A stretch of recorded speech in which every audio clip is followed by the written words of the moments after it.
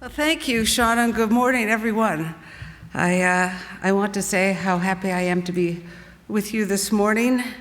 I want to say thank you to the Ontario Construction Secretariat for inviting me to be here to kick off this very important conference.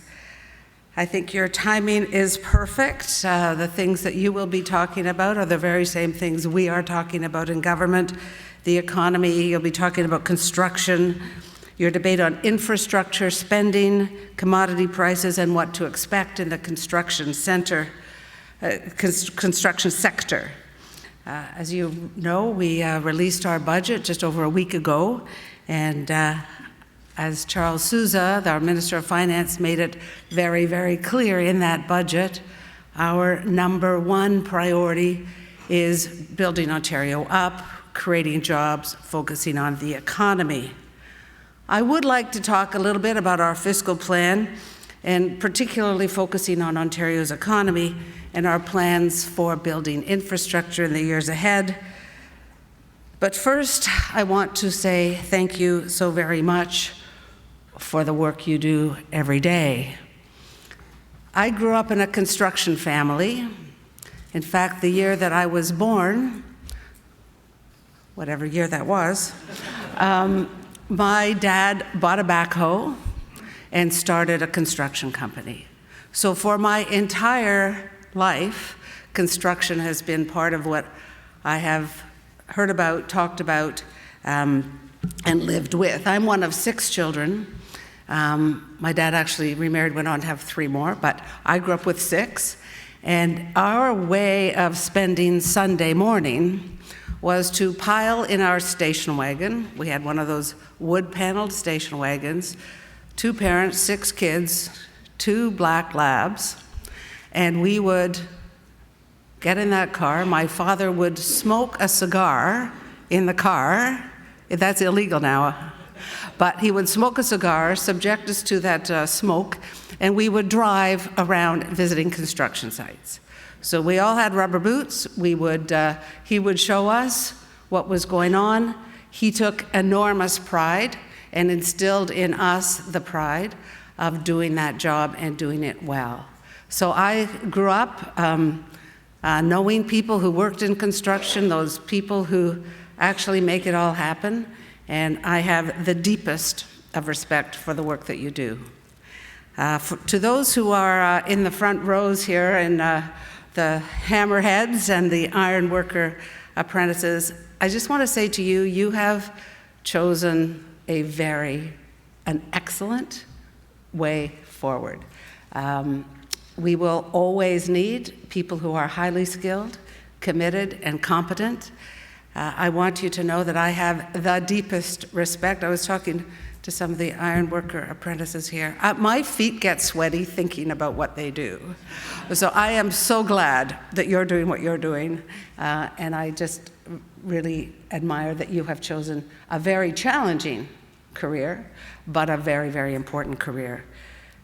You are all working to build our communities up, just as we are working in government to build Ontario up, helping to shape our cities, our counties, our communities across Ontario.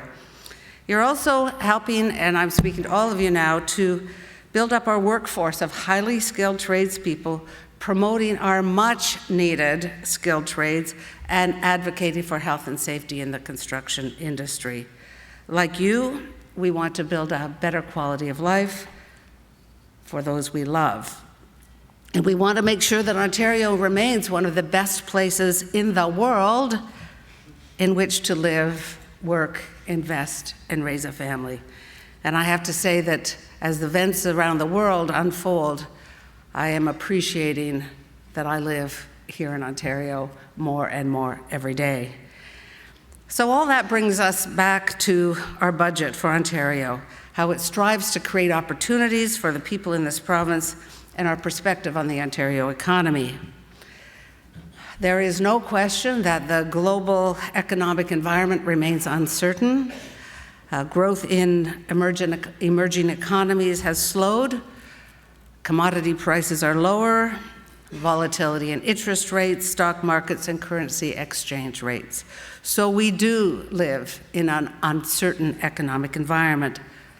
However, we are blessed in Ontario. Our economy is projected to continue to grow. You have economists here who, I hope, will tell you the same thing. Our province's economic growth is outpacing the national growth. In fact, Ontario is expected to be amongst the strongest in Canada for the next couple of years. We're forecasting growth of 2.5% in Ontario, real GDP, and 2.2 in 2016.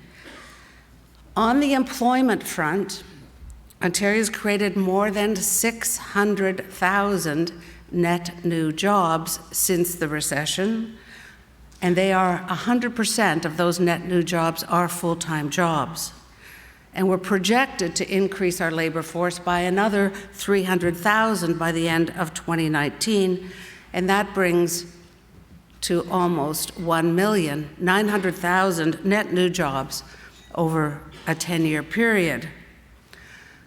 Our budget released some very good news on the deficit front as well. We're almost $3 billion closer to a balanced budget than we were a year ago. And our deficit for next year is projected now to be $4.3 billion. Our next budget will be a balanced budget. And we're doing that at the same time as we're continuing to make investments that stimulate economic growth and create jobs. So, what is ahead? The 2016 budget outlines a multifaceted approach. We are reducing business costs, we're keeping tax rates competitive, and we're building strategic partnerships. We're helping businesses go global, we're strengthening the financial services sector, and very importantly for our economy and our youth, we are investing in training and in education. And I'm sure you've also heard we're investing in a low-carbon economy. We're developing new strategies to guide its approach to the sharing economy and to social enterprises. Building infrastructure continues to be a key part of Ontario's fiscal plan. Building and revitalizing public infrastructure are critical to strengthening Ontario's economy and creating jobs for today and jobs for tomorrow. In fact, that's what we called our budget, jobs for today and tomorrow. So we are investing $160 billion over a 12-year period. $160 billion in infrastructure. That is an enormous amount of money. In fact, it is the largest infrastructure investment ever in the history of Ontario. That includes $31.5 billion. You know, those numbers just kind of roll off, right? But think about it for a minute. $31.5 billion in moving Ontario forward. So that's public transit, transportation, and other priority infrastructure projects across the province.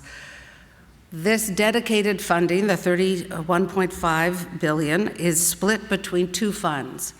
About $16 billion for transit projects in the GTHA, and about $15 billion for transit, transportation, and other infrastructure priorities outside the GTHA. I represent London, Ontario, London North Centre. I can tell you my constituents really want to know that that money is being split between the GTHA and the rest of Ontario. In addition, we're tripling something called the Ontario Community Infrastructure Fund. That's money that goes to smaller communities so they can build, repair the bridges, build the roads, do that infrastructure investment. It was $100 million a year. We're tripling it to $300 million a year, and that will have a real impact on your ability to work in those communities. $200 million is going to be predictable formula-based, and $100 million will be application-based funding, so for specific projects. We're also increasing funding for the Connecting Links program, to help municipalities with the construction and repair of roads that join our provincial highways. These investments will help manage congestion, connect people, and improve the economy and our quality of life. So I don't need to tell you that $160 billion in infrastructure is good for your members. It is hugely important. Our economy is still not as strong as we want it to be. That's why this is such a great time to make those historic investments in infrastructure. It stimulates the economy, it creates jobs, and it builds the infrastructure that will be here for many, many years to come. In fact, we know that this infrastructure investment creates, on average, 110,000 jobs a year. That's what this money translates to in jobs, 110,000 jobs a year. Now, not everybody thinks that this is a time to be spending. There are those who are saying, get to balance faster, don't spend money. We disagree fundamentally with that argument. We think now is the time we should be investing in infrastructure. So there's no question that the challenge of renewing Ontario's infrastructure is immense. We've been working very closely with our partners over the past decade. We've got a solid track record of comprehensive infrastructure renewal, and this momentum is continuing and indeed accelerating. As some of you will know, we also have legislation called the Infrastructure for Jobs and Prosperity Act, and it requires government to prepare a 10-year long-term infrastructure plan. So we will know going forward what the plan is for a decade ahead. The legislation sets out a framework and a series of guiding principles for infrastructure investment that will make our society and our economy stronger. It helps ensure that we have long-term infrastructure planning that is strategic, that is based on evidence, and addresses the priorities that Ontarians share. We are looking to find the right balance here. Infrastructure planning needs to be conducted on a long-term basis, but in pragmatic terms, we know that circumstances change, plans need to be adapted to that change. So we're spending in more than infrastructure. This budget contains $325 million through the Green Investment Fund in projects that fight climate change, that grow the economy, and that create jobs. For example, we're investing $92 million in social housing retrofits. As many of you will know, the social housing that we have, much of it was built in the 70s. As somebody said, they are greenhouse gas machines. They haven't had the attention in keeping them maintained the way they ought to have been, and that is creating greenhouse gas. It's increasing energy and maintenance costs. It's making those houses and apartments uncomfortable for the residents. So that's why we're putting $92 million into social housing retrofits.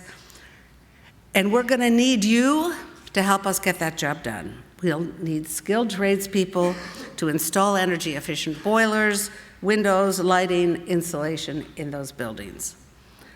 And to meet Ontario's growing electricity needs, we're moving forward with nuclear refurbishment of all 4 units at Darlington generating station, and that too creates jobs. Public and employee safety is absolutely paramount in our nuclear industry. In Ontario, indeed all of Canada, no member of the public has ever been harmed as a result of a nuclear power plant operations in more than 40 years of operation. That is in no small part thanks to the very highly skilled tradespeople like you who ensure that our power plants run smoothly.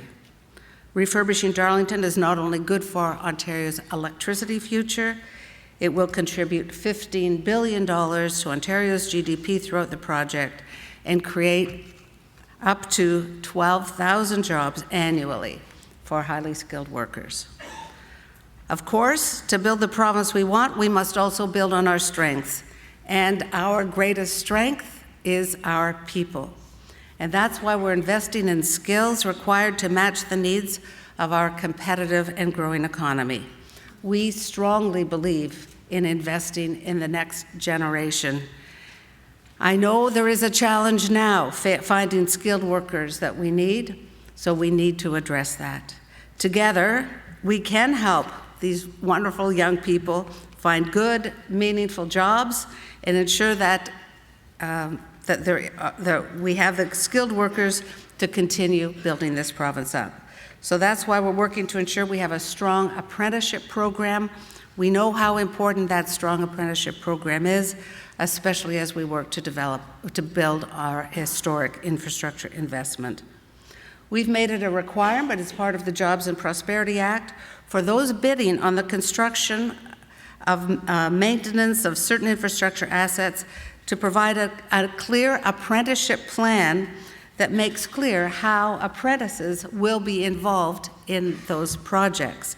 That means more opportunities for people interested in a career in the skilled trades, and it means the province has the skilled workers that we need.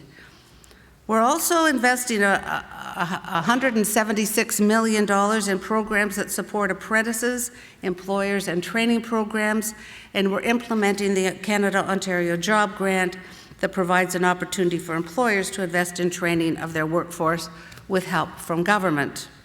Nearly 35,000 employees and over 4,000 employers have benefited from that job training opportunities provided through that grant. And for me, the most transformational part of our budget is the transformation of student financial assistance. We are making tuition free for families with incomes of less than $50,000. We're making it more affordable for families with higher income than that.